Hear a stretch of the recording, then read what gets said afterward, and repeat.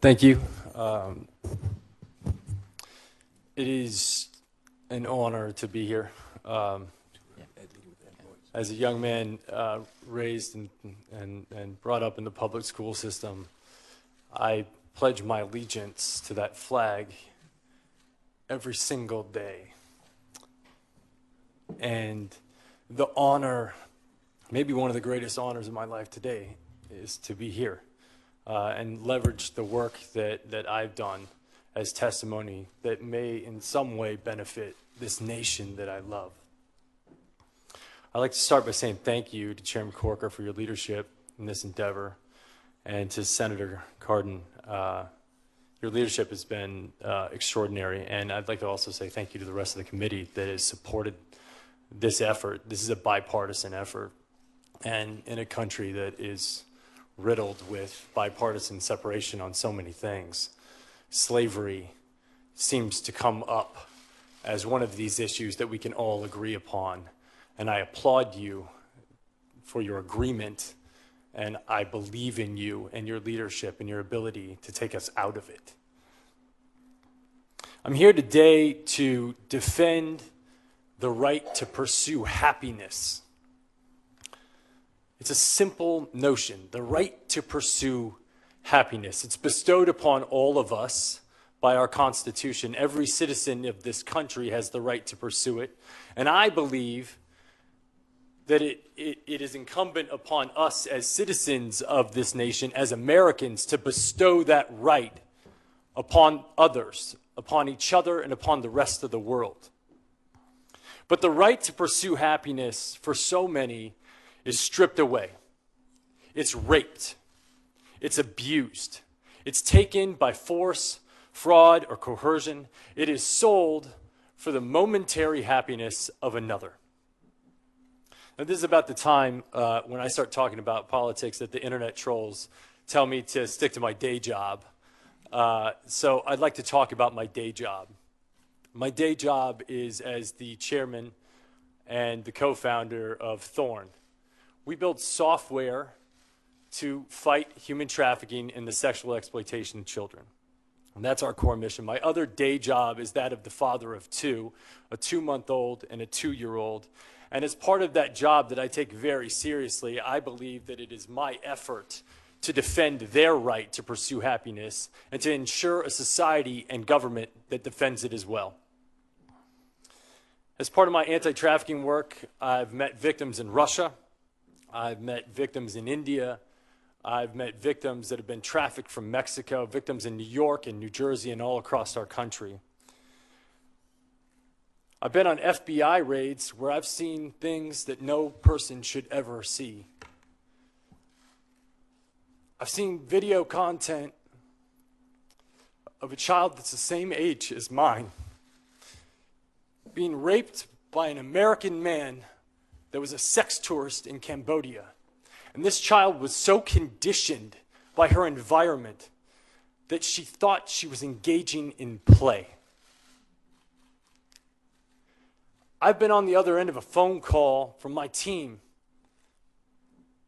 asking for my help because we had received a call from the Department of Homeland Security telling us that a 7-year-old girl was being sexually abused, and that content was being spread around the dark web. And she had been being abused, and they'd watched her for 3 years, and they could not find the perpetrator, asking us for help. We were the last line of defense. An actor and his foundation were the potential last line of defense. That's my day job, and I'm sticking to it. I'd like to tell you a story about a 15-year-old girl in Oakland. We'll call her Amy. Amy met a man online, started talking to him. A short while later, they met in person. Within hours, Amy was abused, raped, and forced into trafficking. She was sold for sex. And this isn't an isolated incident. There's not much that's unusual about it. The only unusual thing is that Amy was found and returned to her family within 3 days using the software that we created, a tool called Spotlight. And in an effort to protect its capacity over time, I won't give much detail about what it does, but it's a tool that can be used by law enforcement to prioritize their caseload. It's a neural net. It gets smarter over time. It gets better, and it gets more efficient as people use it. And it's working. In 6 months, with 25% of our users reporting, we've identified over 6,000 trafficking victims, 2,000 of which are minors. This tool is in the hands of 4,000 law enforcement officials and 900 agencies. And we're reducing the investigation time by 60%. This tool is effective, it's efficient, it's nimble, it's better, it's smarter. Now, there's often a misconception about technology that in some way it is the generator of some evil, that it's creating job displacement, and that it enables violence and malice acts. But as an entrepreneur and as a venture capitalist in the technology field, I see technology as simply a tool without will. The will is the user of that technology, and I think it's an important distinction. An airplane is a tool. It's a piece of technology. And under the right hands, it's used for mass global transit, and under the wrong hands, it can be flown into buildings. Technology can be used to enable slavery, but it can also be used to disable slavery, and that's what we're doing. I alluded to a phone call that we got from the Department of Homeland Security about this girl that was being trafficked on the dark web.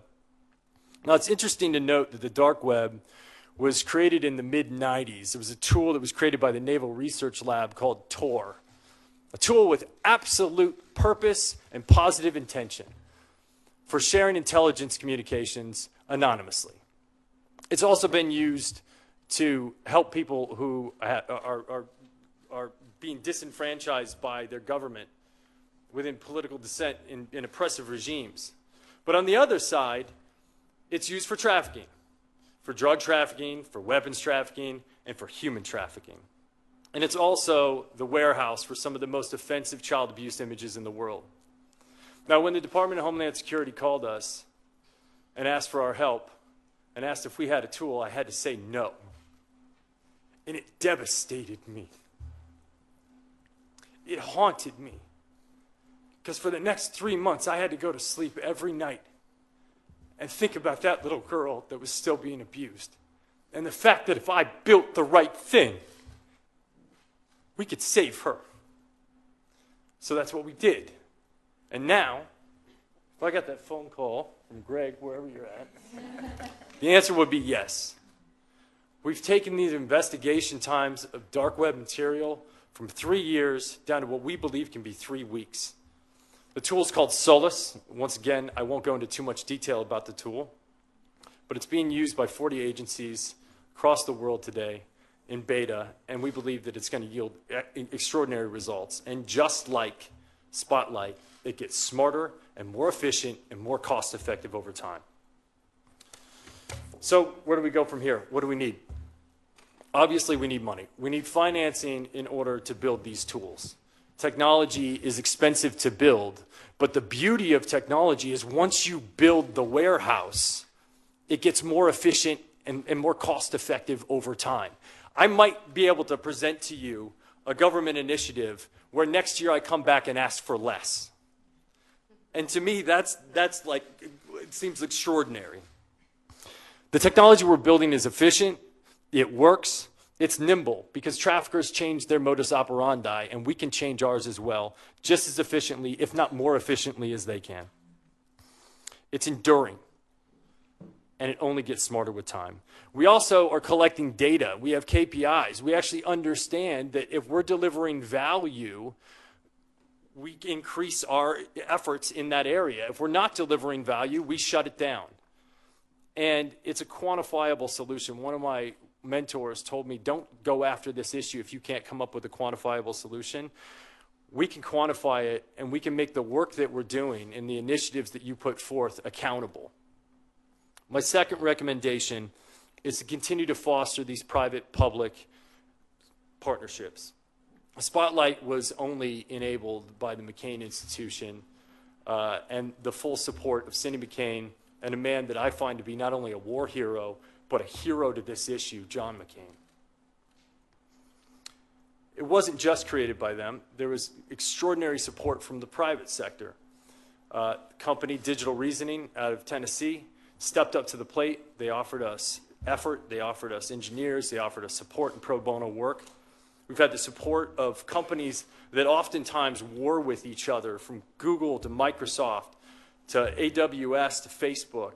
And some of our other technology initiatives include many, many other private companies. It's vital to our success. These private-public partnerships are the key. The third thing I'd like to highlight is the pipeline. You know, we sit at the intersection of discovery of these victims, but the pipeline in and the pipeline out are just as vital and just as important, and addressing them are just as important. I'd like to highlight one thing in particular, that being the foster care system.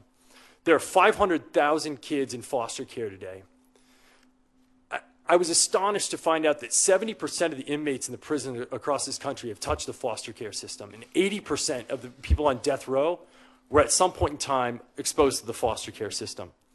50% of these kids will not graduate high school, and 95% of them will not get a college degree.